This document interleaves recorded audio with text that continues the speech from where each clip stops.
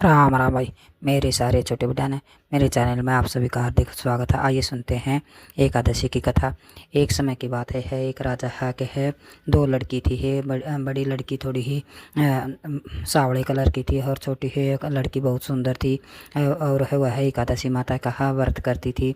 बड़ी लड़की उससे है बहुत ईर्ष्या करती थी है और उसने उस एक है पास के राजा का लड़का है उसे देखने आया। तो हो वह उस बड़ी लड़की को हो छोड़कर उसने है छोटी लड़की को पसंद कर लिया है। उसकी शादी तय हो गई।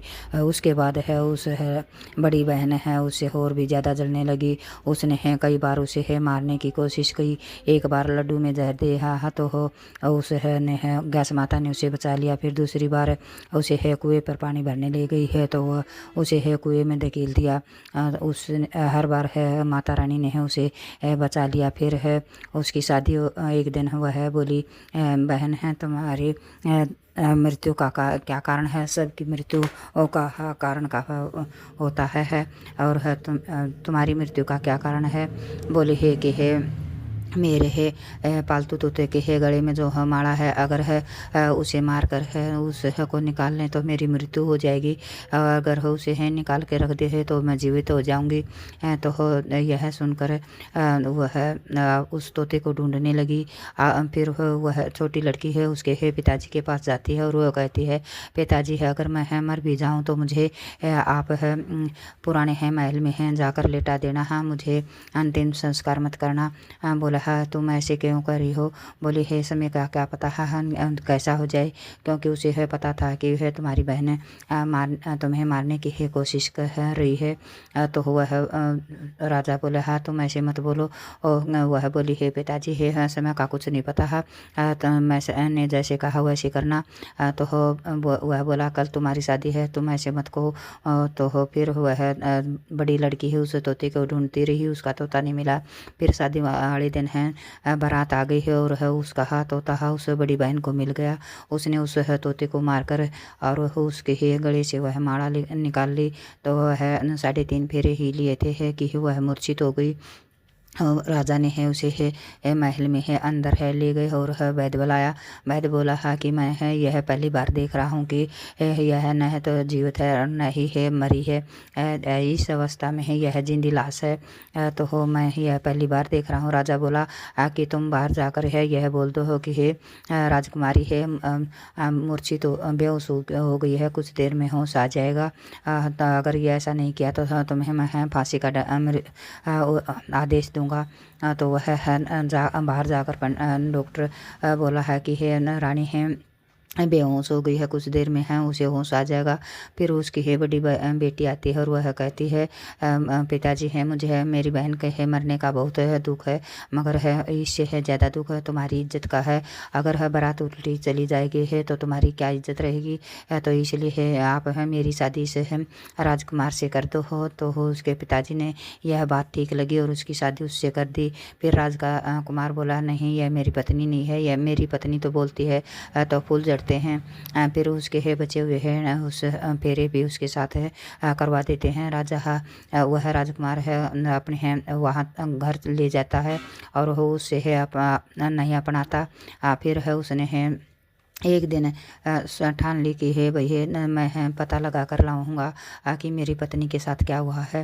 वह सुबह घोड़ा लेकर है चला तो हो घोड़ा है वहीं जाकर है रुक गया है जहाँ छोटी रानी है राजकुमारी को लेटाया हुआ था। उसने है घोड़े को आगे से चलाने की कोशिश की है मगर वह नहीं वहाँ से हिला ही नहीं। फिर है राजकुमार है घोड़े से उतर कर उस महल के अंदर गया तो वहाँ एक है पहरेदार था, उससे बोला यह महल किसका है। वह पहरेदार ने बताया कि यह राजा का महल है। तो राजकुमार समझ गया कि यह मेरे ससुर का है। फिर उसने है एक तरफ है एक है किसी को सोए हुए देखा तो उसकी तरफ है इशारा करते हुए बोला कि है यह यहाँ कौन सो रहा है। फिर उसने है बताया कि है यह राजा की है छोटी बेटी है जो शादी के दिन है मूर्छित हो गई थी, यह उसे है लिटाया गया है। तो हो उस राजकुमार ने उसके पास है जाकर है देखा है तो वो उसकी है वह बोला यह तो मेरी पत्नी है और है उसने बचे हुए पूरे उस है चारपाई के साथ साथ ले लिए। और वह बोला कि मेरे यहाँ आने के है बारे में है किसी को मत बताना कि वह यहाँ आया था। फिर वह हर रोज़ है उस रानी के साथ व्यतीत करता है। और सुबह होते ही वह मूर्छित हो जाती है और शाम को रात को वह जीवित हो जाती है। तो उसने राजकुमारी से बोला कि यह क्या कैसे हो रहा है। वह उसने फिर तोते वाली ही सारी बात बताई और बोली कि मेरी बहन मुझे मारना चाहती थी है तो उसके गले में जो हार है वह मुझे हिलाकर पहना दो तो मैं जीवित हो जाऊंगी। तो फिर वह पूरा दिन है उसके साथ व्यतीत करने लगा है। फिर कुछ समय बाद वह उसने एक लड़के को जन्म दिया है। रानी ने भी उसे है पता लगाया कि है वह यह राजकुमार है पूरे दिन कहाँ रहता है। मगर उसे है कुछ नहीं पता चला। एक दिन है वह लड़का 5 साल का हो गया और उसने उस लड़के को बोला है कि बेटा मैं है जल्दी ही वापस आ जाऊंगा, तुमने अपनी माता का ध्यान रखना। वह लड़का है को और राजकुमार को वहाँ से निकलते हुए देखा तो रानी ने उस राजकुमार के जाने के बाद में लड़के को उठा लिया और है उसके 2 टुकड़े कर कर मरवा एक है चाकी के नीचे दबा दिया और एक है अपनी चारपाई के नीचे है रख दिया।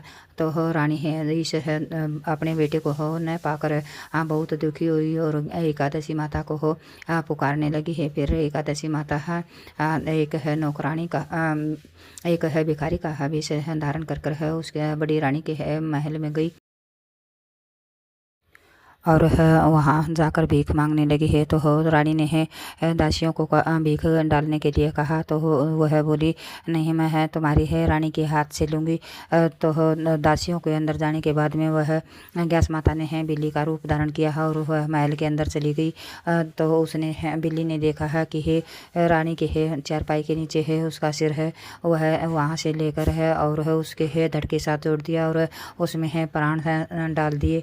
वह लड़के को लेकर छोटी रानी के पास गई। छोटी रानी बहुत खुश हुई और उसने बताया कि राजकुमार अपनी पत्नी और बेटे को लेकर राजा के पास गए और सभी बातें बताई। बड़ी रानी को उसके मायके छोड़ाए उससे पहना दिया वह जीवित हो गया। उस रानी और लड़का और उसका पति सभी राजा के पास गए हो सभी बातें बताई। ये गैस माता जिस तरह उस छोटी राजकुमारी के घर में आई ऐसे सबके घर में आना। जय हो गैस माता की, जय हो सच्चे दरबार की।